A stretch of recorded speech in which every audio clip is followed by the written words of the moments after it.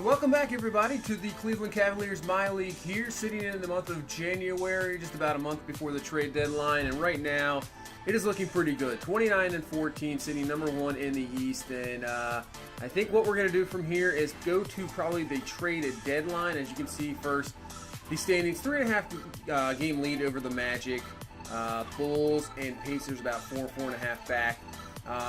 But right now, I think there's no reason to really continue to play this regular season and see the Warriors leading the West, due to the fact that I think this team is good enough just to go through the rest of the season. We've seen enough games this season to really see that, and they'll be good enough to obviously get into the playoffs and probably be a top seed in the East, you would think, unless somehow we collapse near the end of the season. But I think we're good. I don't think we really need to make any trades. This team is good, and you can see the chemistry is outstanding. So we'll sink close to the trade deadline here, just a game back. Sabonis was injured for a few days, but Steven Adams goes out for 4 to 6 weeks. So that's going to hurt a little bit due to the fact that we don't really have a lot of depth for, big men. Really, it's just Boban, and then you kind of have, we're going to have to give Luke May a lot of minutes. Technically, probably should have gone out and maybe gotten the center, but I think we'll be fine because Steven Adams will be back before the season ends, and he'll be back in time for the playoffs. There's no really reason to go out and get somebody. I like the team as is. We'll just give some more minutes. We'll just give more small lineups, things of that nature. So I think we'll be good there. No reason to really make any trades. As you can see, we on a nice little win streak there. Pretty nice month of January. Only losing one time, I believe, there, at least in that part there. So we're going to sim past this trade deadline. I think we'll go, obviously, to the end of the regular season unless it's an epic collapse where we're going to have to stop and really play a few games here and there. But with this team, even with Steven Adams out, I think we'll be okay.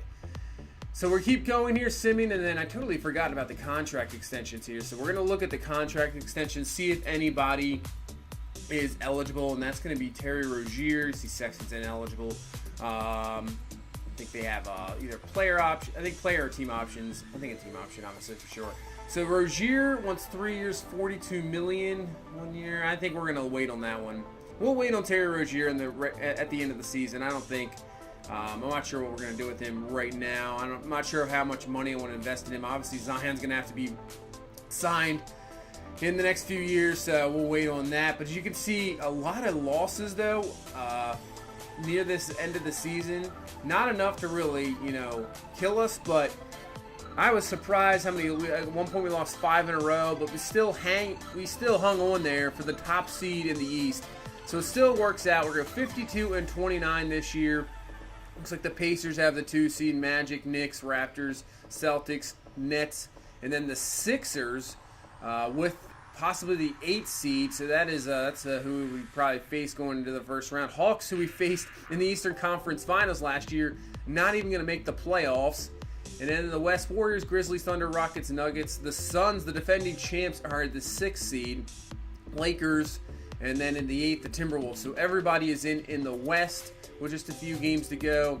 Jazz, Trailblazers, Clippers, Mavericks, Kings, and Spurs, and Pelicans are going to miss out on the playoffs there. So let's take a look at the lottery odds here, just to get a thing for the draft next year. So Pelicans, Spurs, and Heat would be your top 3. Hornets, Kings, Bulls, Bucks, Wizards. But the Pacers looks like they have that pick depending. I don't know if it's a top 10 protected or not. We have the Jazz pick. I'm not sure if that's protected either. I don't think it is. We might have another lottery pick coming this year. Really high lottery pick, but still, it's still a lottery pick, so not too bad. So we'll finish off the season. MVP goes to Steph Curry. About 31 points a game, 4 rebounds, 8 assists. Man, unbelievable. Theo Maledon wins the Rookie of the Year. Now, the thing that was interesting is I would check the rookie report every now and then, and Anthony Edwards wasn't even in it. So I'm not sure if something kind of glitched out where he was not even eligible for the Rookie of the Year, because for sure he put up way better statistics than that. And I don't know. Not sure what happened there. Somehow maybe glitched out. But, it is what it is. We didn't even get Coach of the Year considerations either. Interesting. So, anyway, let's take a look at the All-NBA First Team, Steph Curry. And there's Zion. He makes All-NBA First Team, so that is fantastic. That is good to see. All-NBA second team.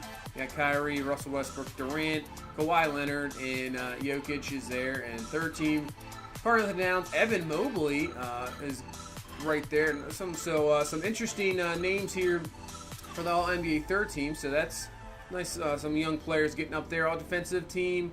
Do we have anybody there? Nope. Second team. Mobley made some defensive second team as well. And then all rookie team. See, he's not even on the all rookie team. So yeah, something glitched out there where he just doesn't even count. And you have a lot of G League guys in there too. So that's really strange. I don't know.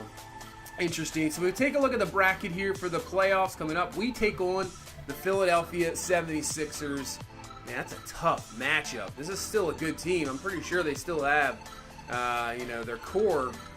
Obviously, started this before the Jimmy Butler trade in real life, so they don't have Jimmy Butler, but still, Embiid, and they re-signed Simmons, so that's going to be interesting. And then if you get past them, you're taking on Orlando, which is Kevin Durant, or Toronto, who's a two-time champ in this franchise, in this MyLeague. So, man, that's pretty tough to get to the Eastern Conference Finals. I mean, I think I have the expectation that we're getting back to the Eastern Conference Finals. I mean, possibly the finals, but man, when you have to go through those two teams, at least two of those three teams, that's tough. So let's take a look here. Zion averaged his points per game down this year, but field goal percentage up, rebounds down. Obviously, coming off that injury, maybe get a little slow to start, but still, I think the reason that I would say I'm not even worried about the points per game for a lot of these guys being down, because we had a lot more depth this year, and this team is well built. That is for sure. I mean, Little's coming off the bench, and he still averaged 13 points a game, 4 rebounds, about 4 assists. His field goal percentage was up as well, so that's good to see that his shooting ability, because the defense has always been there, and he made an impact coming off the bench this year, and it's going to be an impact for sure in the playoffs. As you see, yeah, Anthony Edwards, 15 points a game, about 4 boards, 4 assists per game, so for sure he should have probably been the Rookie of the Year, but he was not. Steven Adams, 9.3 points a game, rebounds down a little bit, but obviously the impact that he had coming over from free agency, I think really worked out. It was the one thing we've always kind of been missing out, was a strong center, somebody to be there, and Steven Adams has definitely filled that spot. The couple games we've played this year, he has been fantastic, just grabbing those offensive boards, really making an impact on the defensive side of the ball. So I think that was a great signing. Sabonis, pretty decent. Same with Markieff Morris. Just the valuable minutes coming off the bench and giving us something, even defensively. It's that's why I'm saying this team is deep. I know the playoffs, obviously your bench shrinks a little bit, but really we have that, we don't have to play guys, 38, 40 minutes in a game. We can give them some rest, and really the value of the production doesn't go down. So that's good to see. So here we go to the Sixers. We'll take a look at their roster. Yeah, they have Embiid, Simmons, Fultz is up to an 85, Sarge 83, Willie Cauley-Stein. Yeah, they have a very good team. Look at Cody Zeller's an 80. Wow. That is something else. I mean, Tyreek Evans down there to 79.